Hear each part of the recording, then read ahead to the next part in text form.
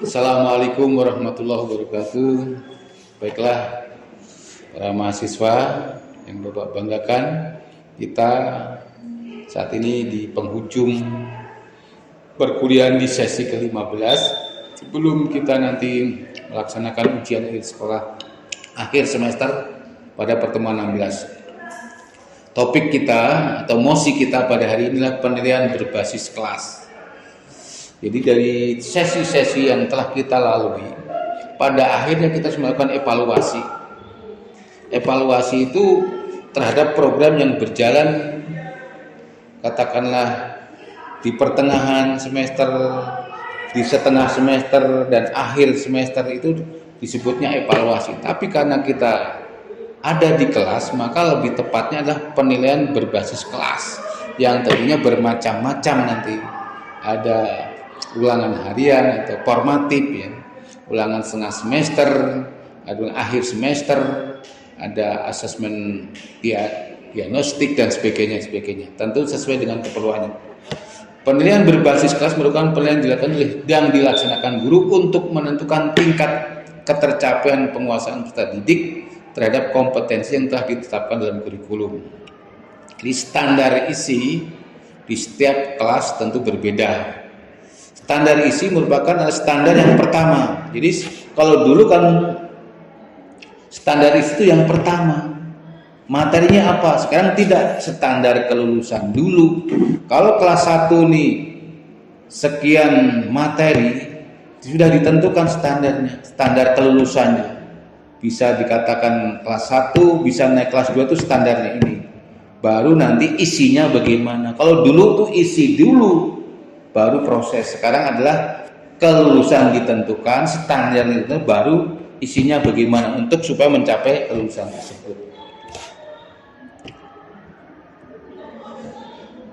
Tujuan penilaian berbasis kelas ini penting. Seorang guru dia berada di dalam kelas, melakukan interaksi pembelajaran. Masa untuk mengukur penilaiannya oleh orang lain? Tidak logis itu. Kalau guru yang merancang pembelajaran lalu melaksanakan pelajaran, maka yang menilai dia guru. Inilah salah satu dosa besar yang terjadi di beberapa sekolah, yang ketika waktu ujian itu membeli. Ini yang tidak boleh. Jadi yang membuat perencanaan guru, maka yang menilai guru.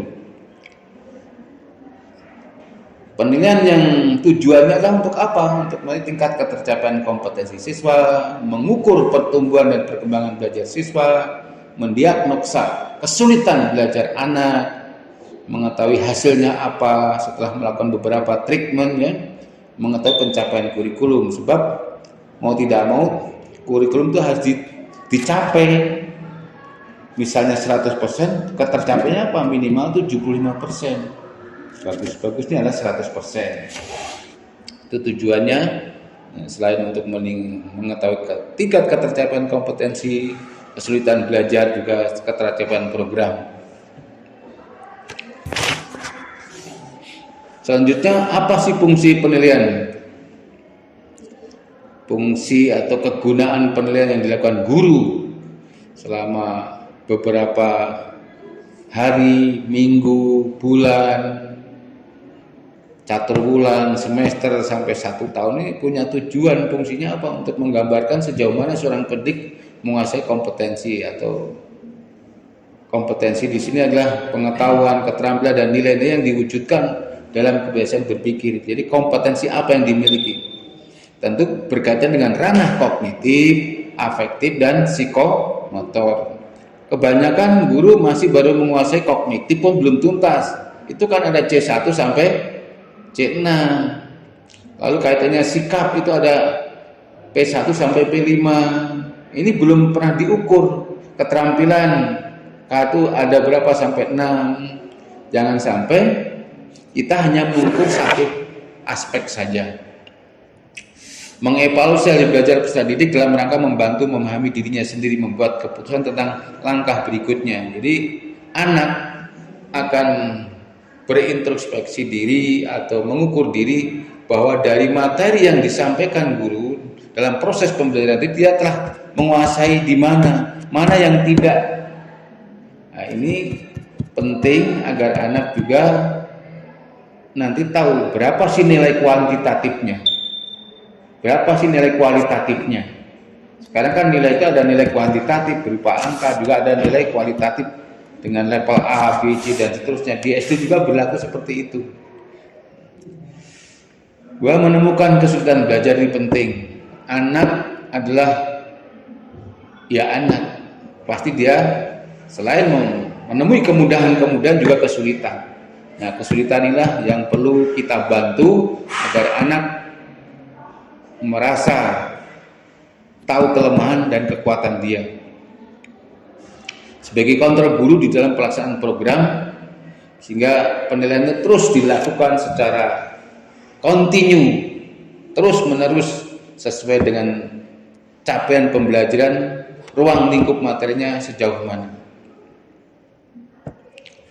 Berikutnya, manfaat penilaian berbasis kelas adalah untuk memantau dan mendiagnosa. Ini dipantau dari konten atau materi A sampai Z ini dibagi beberapa level, beberapa tahap ya.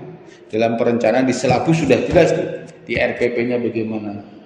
Juga untuk masukan guru dalam merancang pembelajaran, seperti di dalam penelitian tindakan kelas ya, siklusnya itu minimal 2 sampai 3 kali untuk menentukan mengapa ini pelajaran matematika ditakuti anak. Ini perlu diteliti, sebab belum terjawab sampai saat ini. Anak kalau sudah matematika takut. Inilah perlunya guru mengetahui lebih jauh apa penyebabnya. Juga sebagai umpan balik, materi yang kita berikan sejauh mana anak merespon, berapa persen anak menguasai, sehingga kita bisa memberi laporan kepada orang tua tentang prestasi yang diraih anaknya. Jangan sampai anak sekolah selama 1 tahun nggak bisa baca, tapi tidak ada komunikasi laporan. Ketika buku rapor ditulis nilainya gini, orang tua juga tidak mau tahu. Ini perlu adanya guru berkunjung ke sekolah. Tidak hanya mengundang orang tua ke sekolah, tapi juga kita berkunjung. Dan harus dirancang tuh, kapan orang tua diundang ke sekolah tuh. Jangan dalam 1 tahun hanya sekali. Intensitasnya tidak mencukupi itu. Jadi guru harus ada kendala, cari solusi. Ada kendala, dianalisa, cari solusinya. Itulah manfaat dari penilaian berbasis kelas. Karena gurulah yang akan merancang prinsip penilaian berbasis kelas. Validitasnya, kevalitannya, kesohihannya. Karena yang mengajar kita, tentu yang membuat kita ya tentu tidak menyimpang. Jangan guru mengajar A yang keluar C, enggak valid ini. Makanya kalau saat ini ada guru yang tidak bisa membuat soalnya dapat dari pihak lain, ini berbahaya. Jadi tidak, reliabilitasnya kurang, tidak bisa dipercaya, tidak ajak antara yang diajarkan dengan yang keluar, tidak ajak, tidak sama. Juga memperhatikan keadilan. Jadi anak ini sekian mata pelajaran, sekian tema, tentu harus ada tingkat soal yang mudah, ada yang sedang, ada yang sukar. Berapa persentasi soal yang mudah, yang sedang dan sukar? Sebab semua harus mengukur. Memang ada rumusnya. Misalnya kalau harus 100%, misalnya ada yang mudah 30%, ini 40%, ini 30%, jumlah 100%. Ini tergantung pada guru, kemampuan sejauh mana mendiagnosa kesulitan tadi. Anak justru didiagnosa pemahamannya lemah, dikasih yang susah. Ini berarti tidak berbasis kelas, tidak berbasis data yang ada di kelas. fokuskan kompetensi yang esensial.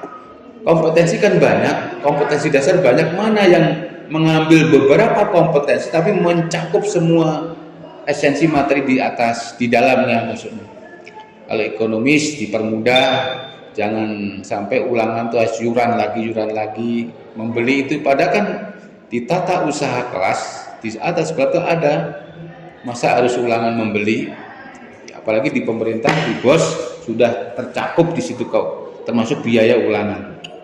Praktis, jangan bertele-tele soalnya, apakah pilihan ganda, benar salah, esai, terbatas atau tidak terbatas, dan seterusnya. Itulah beberapa hal yang perlu ditekankan seorang guru. Dia harus menguasai bagaimana penilaian di kelasnya yang menjadi tanggung jawabnya dilaksanakan.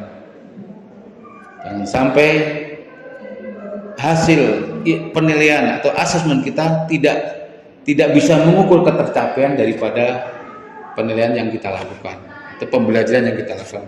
Demikian, terima kasih.